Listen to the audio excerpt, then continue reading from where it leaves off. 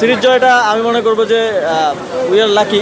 অল্প সময়ে এমন কিছু কাজ হয়ে যায় নাই যে বাংলাদেশ টিম একেবারে 10 থেকে 2-3-এ চলে আসছে।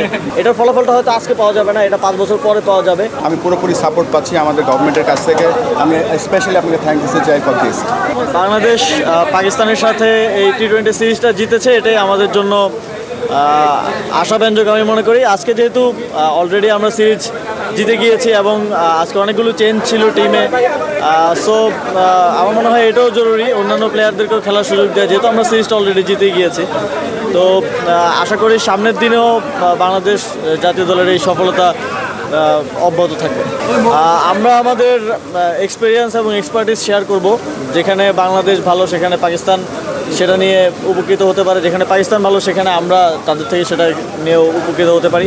এছাড়াও আরও অন্যান্য বিষয়ে আলোচনা হয়েছে। পাকিস্তানের সাথে বাংলাদেশের ওভারঅল সম্পর্ক এবং কোলাবোরেশনের ব্যাপারে আলোচনা হয়েছে। আর স্পোর্টসের ব্যাপারে এই যে এসিসি মিটিংটা হলো, এটার ব্যাপারে পাকিস্তান ক্রিকেট বোর্ড অনেক সহযোগিতা করেছে এবং আপনারা জানেন যে প্রায় সবগুলো দেশের অংশগ্রহণে একটা সফল এসিসি এজিএম মিটিং বাংলাদেশে ঢাকায় হয়েছে প্রথমবারের মতো। তো আশা করি এটা অব্যাহত থাকবে এবং এই রিজিওনাল যেই বোঝাপড়া এবং সম্পর্কের মাধ্যমে আমরা মনে করি যে ক্রিকেটেও সামনে ভালো উন্নতি হবে এবং ক্রিকেটের মাধ্যমে রিজিওনাল সম্পর্কটা বোথ পলিটিক্যাল এবং কান্ট্রি টু কান্ট্রি সম্পর্কটা সামনের দিনে আরও লেভারেজ পাবে। বাংলাদেশ প্রথমবারের মতো আয়োজন করেছে এবং সফলভাবে আয়োজন করেছে। আপনারা হয়তো জানেন যে অনেক ধরনের বাধা বিপত্তি বা ছিল, তবে এখানে পাকিস্তান ক্রিকেট বোর্ড সহ আরও যারা আছেন সবাইকে ধন্যবাদ। সবাই একটু সফলভাবে বাস্তবায়ন করতে সহযোগিতা করেছে এবং ক্রেডিট গোস টু আমনুল ভাই অ্যাজ ওয়েল। উনি অনেক পরিশ্রম করে এটা সফল করেছেন। যেহেতু বাংলাদেশ তো এসিসির প্রেসিডেন্ট থাকবে নেক্সট 2 ইয়ার এবং তারপর পাকিস্তান, তো এটা একটা গুড স্টার্ট। অবশ্যই পজিটিভ এটা, আমি মনে করি যে ফ্যানদের জন্য এটা পজিটিভ, যারা ক্রিকেট নিয়ে একটু হতাশ হয়ে যাচ্ছিল তাদের জন্য। তবে এটা এমন না যে ওভারনাইট তো আসলে চেঞ্জ পসিবল না। ওভারনাইট কয়েকদিন খারাপ খেলতে পারে, কয়েকদিন ভালো খেলতে পারে। তবে আমরা কাজ করতে যাচ্ছি লং টার্মের জন্য। আমরা এমন পলিসি নিতে চাচ্ছি, ডিসেন্ট্রালাইজেশনের মাধ্যমে চ্যানেলটা তৈরি করতে চাচ্ছি এবং প্রপার ট্রেনিং সেট আপ করতে চাচ্ছি, যাতে করে এটার ফলাফলটা হয়তো আজকে পাওয়া যাবে না, এটা 5 বছর পরে পাওয়া যাবে, বাট এটা লং টার্মে বাংলাদেশের ক্রিকেটকে একটা ভালো জায়গায় পৌঁছে দেবে। সিরিজ জয়টা আমি মনে করবো যে উই আর লাকি, কারণ এই অল্প সময়ে এমন কিছু কাজ হয়ে যায় নাই যে বাংলাদেশ টিম একেবারে 10 থেকে 2-3-এ চলে আসছে, তাই না?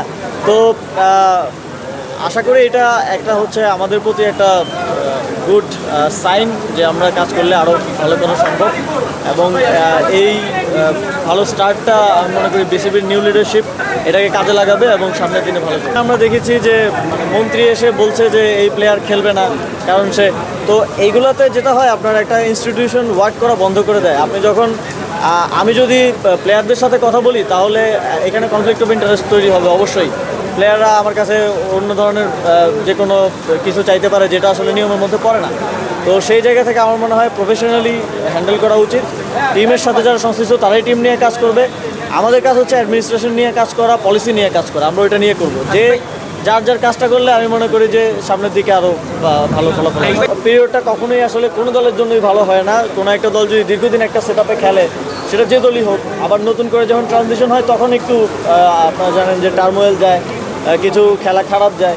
তবে আমি মনে করি যে এই টিমের সম্ভাবনা আছে এবং হার্ডওয়ার্কের মাধ্যমে এবং বিসিবির কাজের মাধ্যমে আমি মনে করি এই টিম লং টার্মে বাংলাদেশকে ভালো কিছু দেবে। আমরা যে স্বপ্ন দেখা শুরু করেছি এবং এই স্বপ্ন দেখার জন্য যে সবথেকে বেশি যে বড় প্ল্যাটফর্মটা দরকার, আমাদের উপদেষ্টা মহোদয় এখানে আছেন। আমি ব্যক্তিগতভাবে প্রচণ্ড সাহস পাচ্ছি কয়েকটা ব্যাপারে। যখন আমরা ক্রিকেটটা ডিসেন্ট্রালাইজেশন করার জন্য যে ধরনের ইনফ্রাস্ট্রাকচারের দরকার হয়, যে ধরনের সাহস এবং যে ব্যুরোক্রেসির সাপোর্ট, আমি পুরোপুরি সাপোর্ট পাচ্ছি আমাদের গভর্নমেন্টের কাছ থেকে। আমি স্পেশালি আপনাকে থ্যাংক দিতে চাই ফর দিস। তো ইনশাল্লাহ আমরা একটা কিছু, অ্যাজ স্যার বলেছে যে আমরা একটা লং টার্ম প্ল্যান করছি এবং সেই লং টার্ম প্ল্যানের আমরা শুরু করলাম সবেমাত্র। আপনারা আমাদের উপর আস্থা রাখবেন ইনশাল্লাহ।